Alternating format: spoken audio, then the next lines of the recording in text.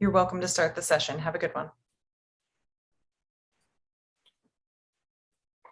All right, welcome everybody to the session on multi-party computation part 2. My name is Sandro Coretti-Drayton. I'll be chairing this session. The format is we have 2 mini sessions that are separated by a 10-minute break. In each mini session, there will be 5-minute talks, and all the questions will be answered at the end of the mini sessions. For your questions, please follow the link that Kay just posted and post them on Zulip. The first talk is about broadcast optimal 2-round MPC with an honest majority. And Divya Ravi will give the talk. Yeah. Thank you. So this talk is about broadcast optimal 2-round MPC with an honest majority. And this is based on a joint work with Ivan Damgard, Bernardo Magri, Luisa Siniskalki, and Sofia Yakubov. So let me begin with what MPC or secure multi-party computation means. Suppose you have n mutually distrusting parties, out of which t are corrupt, and the goal is that they want to compute some combined function on their private inputs. Now, an MPC protocol gives them a way to do so while ensuring 2 main properties. The first is correctness. That is, at the end of the protocol, the output is the correct function output. And the next is privacy, meaning that nothing beyond the function output should be revealed. Now, there are many types of MPC protocols which give different types of guarantees based on how robust the protocol is. The weakest one is called selective abort. And in such protocols, it may so happen that some of the honest parties obtain the output while the others don't. A slightly stronger notion is called unanimous abort. And in such protocols, either all the honest parties obtain the output or all of them output bot. An even stronger notion is identifiable abort. And in such protocols, if the honest parties are not able to get the output, then they identify at least one corrupt party.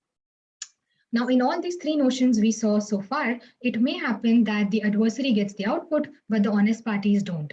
So there is a stronger notion called fairness, in which, like, if the corrupt person gets the output, then so do the honest parties. And the last and strongest notion is guaranteed output delivery. And in such protocols, no matter what the adversary does, he cannot prevent the honest parties from obtaining the output.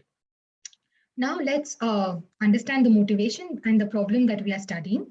So the first basic question is that how many rounds are needed for an MPC protocol? And the answer is at least 2. This is because if you had a 1-round MPC protocol, then the adversary could launch something called the residual attack. So now there are many 2-round MPC protocols in the literature, but almost all of them use broadcast in both the rounds. And our goal is that we want to minimize the use of broadcast in 2-round MPC. And why we want to minimize it, that's because broadcast is an expensive resource. And if you want to realize broadcast using an interactive protocol over point-to-point channel, then that would incur a lot of communication and rounds. So what we are trying to understand is that what kind of guarantees can 2-round MPC give us if the use of broadcast is limited only to 1 round, or we don't allow broadcast in either of the 2 rounds. Now, we are not the first people to ask this question. This was already resolved for the case of dishonest majority by the work of Cohen and others. Now, they considered all types of possibilities of using broadcast in both the rounds, in one of the rounds, and none of the rounds. And for each of them, they showed that what is the best possible guarantee that can be achieved for the case of dishonest majority. Now we want to address the same question for the case of honest majority, assuming access to a public key infrastructure or PKI. Now, beginning with the setting where you allow broadcast in both the rounds, in addition to point-to-point channel, it is already known that even the strongest notion of guaranteed output delivery can be achieved, meaning that everything weaker can also be achieved. Now, this follows from the 2-round construction of Gordon and others who use broadcast in both the rounds and they achieve guaranteed output delivery. Next, we look at the other extreme in which we don't allow broadcast in both the rounds. So here, for this one, we showed that you cannot get unanimous abort, meaning that anything stronger would also be impossible. So what this means is that the best you can hope for in this setting will be selective abort. And for this, there was already a matching positive result, which was the work of Jain and others who have a 2-round construction achieving selective abort, and it does not use broadcast. Next, we look at the setting where you allow broadcast only in the first round. And for this, it turned out that again, the strongest notion of guaranteed output delivery is possible. And lastly, we looked at the setting where broadcast is used only in the second round. And actually, this one turned out to be the most interesting one for the case of honest majority. And for this, we showed that fairness and therefore guaranteed output delivery are impossible, meaning that identifiable abort is the best that you can hope for. And for this, we also gave a matching positive result, which is a 2-round construction achieving identifiable abort that uses broadcast only in the second round. And for this construction, an important building block is a tool that we call as one or nothing secret sharing. Now, this is a special type of secret sharing in which the dealer can share multiple secrets simultaneously, and the parties can vote for which index they want to reconstruct. And they also have an option to abstain if they are unsure about which value to reconstruct. And this implicitly means that they will go along with whatever is the majority. So the guarantee for this kind of secret sharing is that if there are no contradictory votes and majority of the parties vote for the same index, then the secret at that index will be reconstructed. So this tool turned out to be very useful for us for our construction with identifiable abort, and we believe that it may also be of independent interest. And with this, I conclude my talk, and thank you for listening. Thank you very much. Again, if you have any questions, please post them in the Julep chat, and we'll move on with the next topic. So can you see my screen and hear me? Both. All right. The next talk will be given by Aksharam Srinivasan, and it will be about 3-round secure multi-party computation from black box 2-round Oblivious Transfer. Please. So thanks for the introduction, and this is based on joint work with Arpita Patra. So let me quickly recall this notion of secure multi-party computation. So here we have multiple parties, and each party has its own private input, and the private input of the ith party is denoted by xi. The parties also have a description of some function f, and they want to learn the output of this function applied on their private inputs. So secure multi-party computation is a distributed protocol that is run between these parties, where the parties send and receive messages as well as do some local computation. And we want this protocol to satisfy 2 properties. The first is the correctness requirement, which states that at the end of the protocol, all the parties learn the output of this function applied on their private inputs. And the second is the security requirement, which states that an adversary, which corrupts an arbitrary subset of the parties, cannot learn anything about the honest party's inputs except what is leaked by the output of this functionality.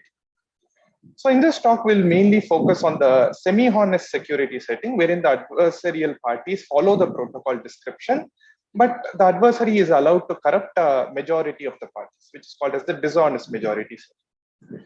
And one of the key factors that determine the determine the efficiency of an MPC protocol is its round complexity. And we want to minimize the round complexity of an MPC protocol as much as possible. So what do we know about round complexity of semi-honest MPC? So a folklore result that was formally shown in the work of Halevi, Lindell, and Pincus is that 2 rounds are necessary to securely compute certain functionalities. And for the special case where there are only 2 parties, the work of Yao from the 1980s showed that you can construct a 2-round protocol for securely computing any 2-party functionality based on 2-round oblivious transfer. So let me briefly recall this notion of oblivious transfer. So this is a special 2-party functionality between a sender, who is on the left, has inputs M0, M1. Receiver on the right has a choice bit B, and the receiver wants to learn the string MB. So for security, we require that the sender does not learn any information about the receiver's choice, and the receiver in turn should not learn any information about the sender's other string, namely M1 minus. So in this work, we are interested in a two-round oblivious transfer protocol. So in the first round, the receiver sends a message to the sender. The sender uses this message and its two inputs and computes algorithm OT2 and sends the result to this receiver. And the receiver can now decode the sender's message using this algorithm OT3, using the choice bit P and the randomness R that was used to generate the first round message. So what Yavo's result showed that is that one can use a two-round oblivious transfer protocol to construct a two-round protocol for securely computing any two-party functionality. And furthermore, we know that two-round oblivious transfer is the minimal assumption from which we can construct a two-round two-party computation protocol. For the case of more than two parties, the first round optimal construction was given by Garg et al. In 2014, and this was based on a strong assumption that indistinguishability obfuscation exists. Subsequent works improved the assumptions from which one can construct a two-round protocol. And recent works, Mendamura and Lin and Garg and Srinivasan gave a construction based on two-round oblivious transfer. So for both the two-party and the multi-party setting, we knew of round optimal constructions based on the minimal computational hardness assumption, namely two-round OT. But there is one crucial difference between the two-party and the multi-party setting.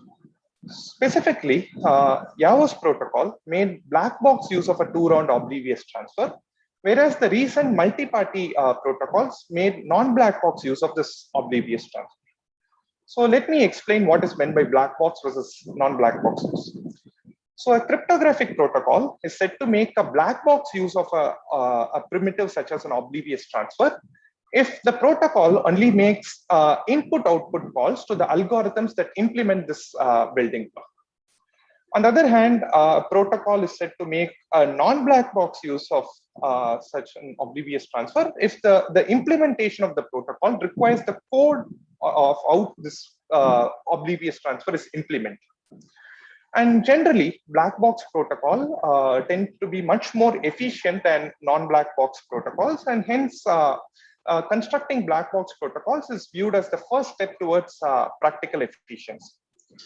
So a natural question to ask is whether we can construct two-round multi-party computation protocols that only make black box use of a two-round OT, just like in the two-party case. Unfortunately, the work of Applebaum et al. Showed that such a black box protocol cannot exist. Specifically, even for the case of three parties, one cannot use a two-round oblivious transfer as a black box to construct a two-round protocol. So a question that was left open in their work is that can we construct a three-round protocol for any functionality that only makes black box use of a two-round oblivious transfer? So in this work, we resolve this question in the positive. So specifically in the semi-honest setting, we show a three-round protocol for computing every multi-party functionality against semi-honest adversaries that only make a black box use of a two-round semi-honest secure OT. So this resolves the round complexity of black box MPC from the minimal assumption. So we also consider the malicious setting where we assume the existence of a common reference or a random string. So here we show a three-round protocol for computing every multi-party functionality in the CRS model that is secure against malicious adversaries. And this protocol makes black box use of a two-round malicious secure OT that has a certain stronger form of security for the receiver side.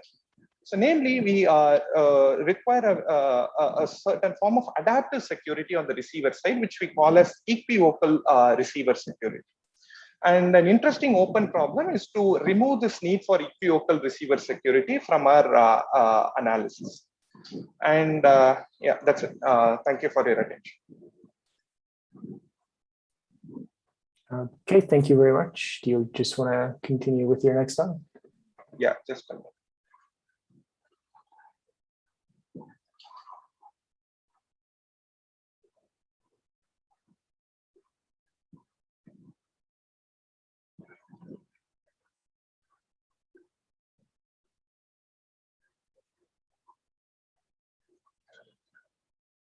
Can you see my screen? Yep. All good. All right, take it away. Yeah, so I'm now going to talk about the round complexity of black box MPC in the plain model. And this is based on joint work with Yuval Lishai, Dakshita Kurana, and Amit Saha. So in this talk, we are interested in answering the following question. So what is the round complexity of black box malicious secure MPC in the plain model?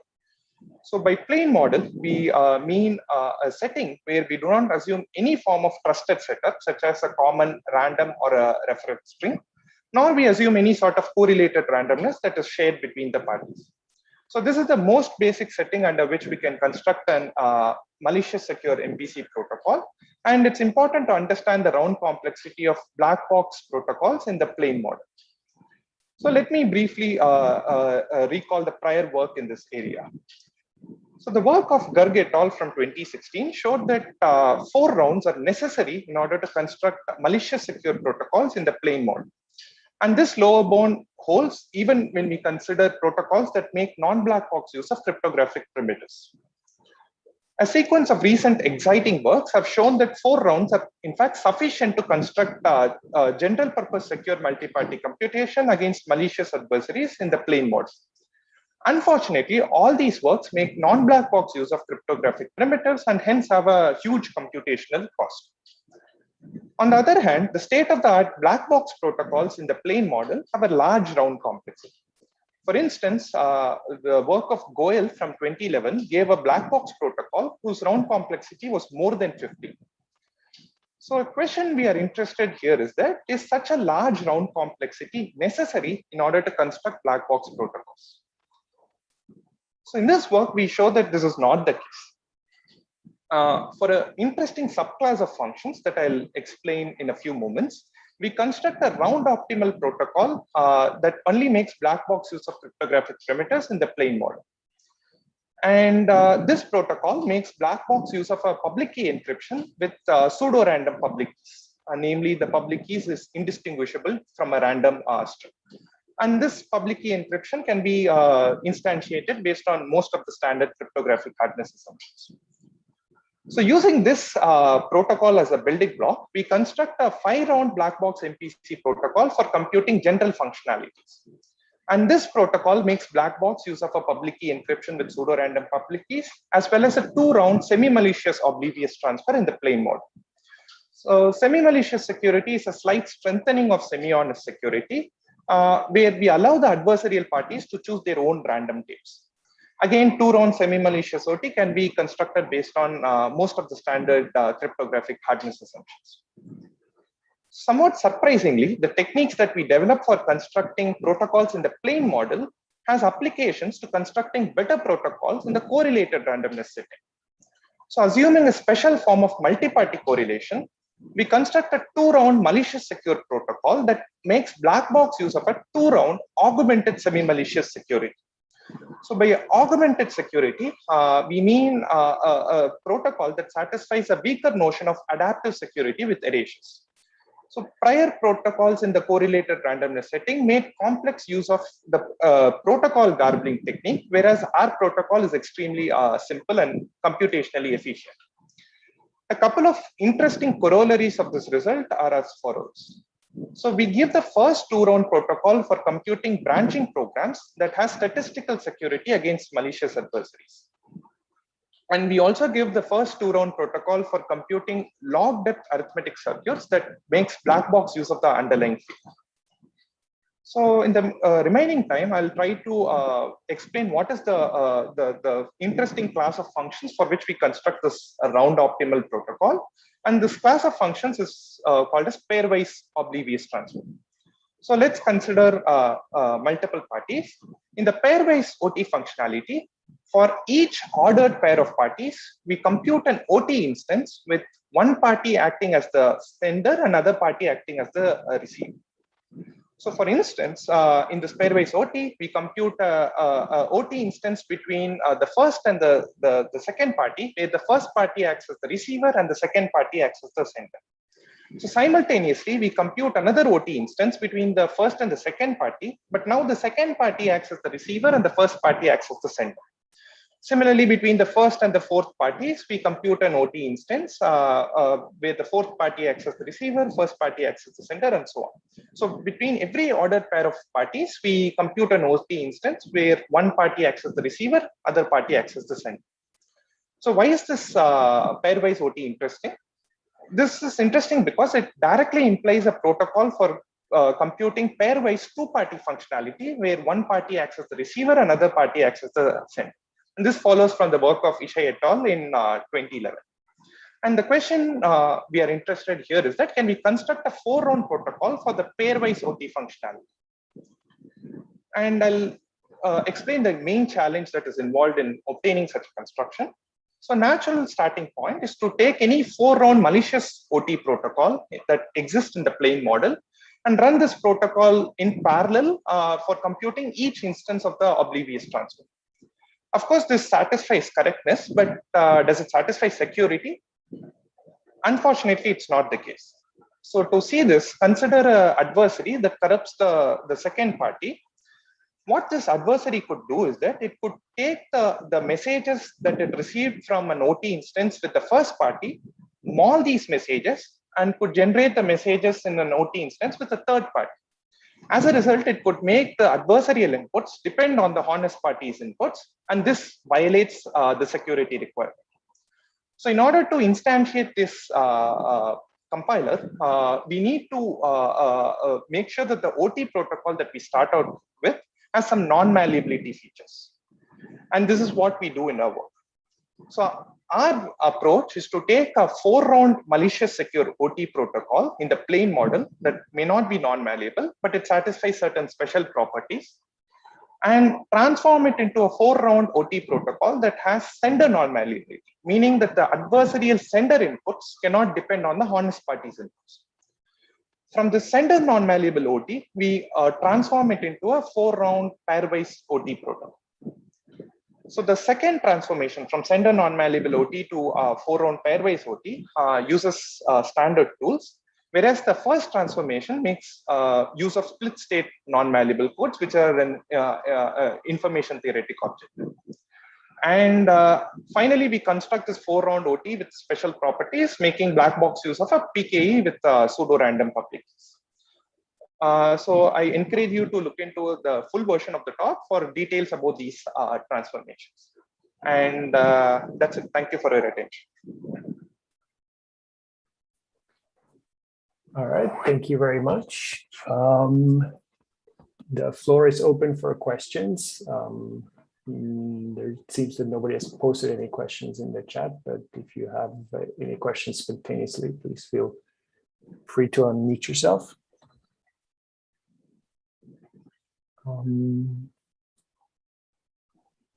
Otherwise, I guess let's go in the order of the talks. I guess I'll have a quick question for Divya.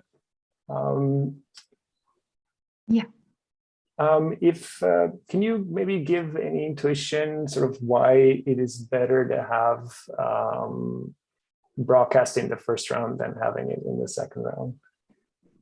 So the main challenge that we were having when we don't have broadcast in the first round was because first round is generally if you have only 2 rounds, typically the first round is the one where you commit to your input.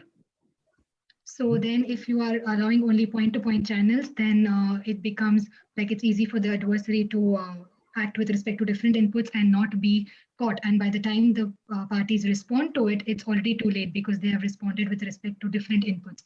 So this was the main challenge. But when we have broadcast in the first round itself, and we are also assuming CRS, so you can broadcast some, say, for example, a commitment of your input, and then prove in zero knowledge that you will be behaving honestly with respect to that. So I mean, very high level, I would say that this is the intuition, but actually my co-authors are also online, so if they want to add something, then yeah, you can feel free. Okay, thank you very much.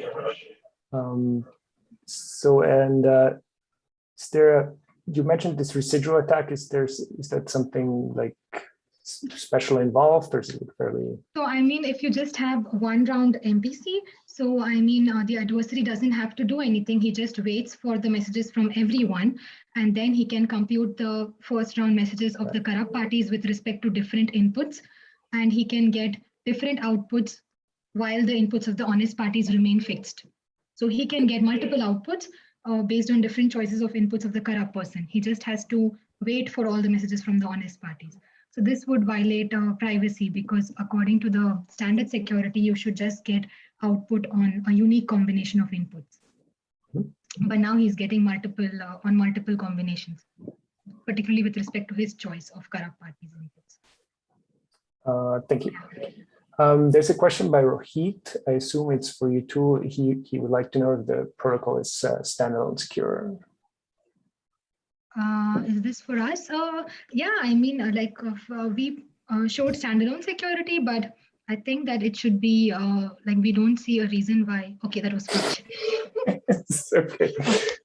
So was it for the second result, or for the second talk, or the third talk? So for the third talk, it was it's standalone. Yeah. We consider standalone security. Yeah.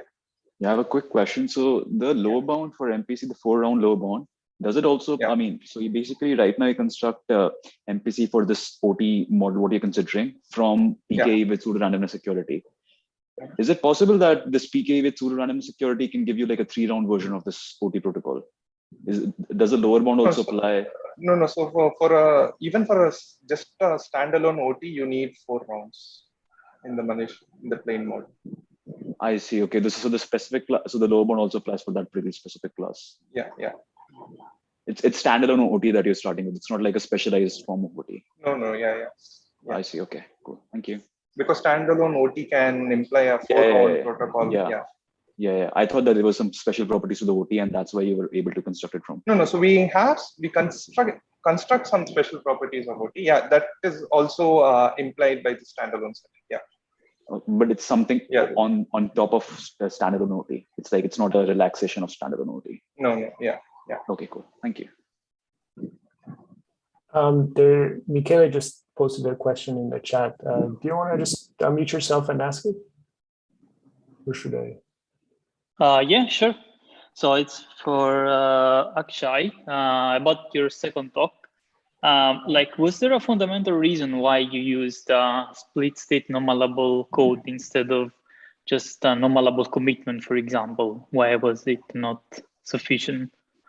Yeah, so that's a good question. So I think that the problem is we wanted to make black box use of cryptographic primitives, and it was non-trivial to just make use of this 3-round non-malleable commitments along with this proof of correctness and so on. Yeah, so that's why we made use of non-malleable codes, and the techniques actually make use of non-malleable codes in order to add this non-malleability property on top of this standalone OT. Okay, I see. Okay, thanks. So there's still a gap, if I understand it correctly, between in the last talk between the 4-round lower bound and the 5-round protocol for general functions. For general functions, we get a 5-round protocol, and it's open to construct a 4-round protocol for general functions that only makes black boxes. Okay. And we know such protocols that make non-black box use of crypto, but yeah, that's an interesting open question. All right, perfect. Are there any other questions? There was one more question by Benny on the chat. So for this, so we construct 4-round protocols for this class of pairwise 2-party functionalities, where you consider any ordered pair of parties. There is some function that they want to compute, and one of these parties receives the output at the end of the 4th round. And this is done simultaneously between every ordered pair of parties. So this is the class of functionalities for which we construct a 4-round protocol.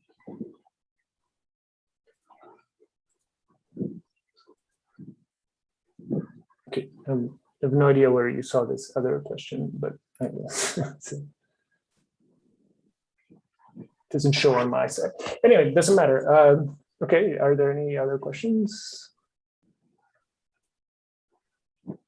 If not, then thank you to the speakers of this session. And we'll take a quick break and resume in 10 minutes.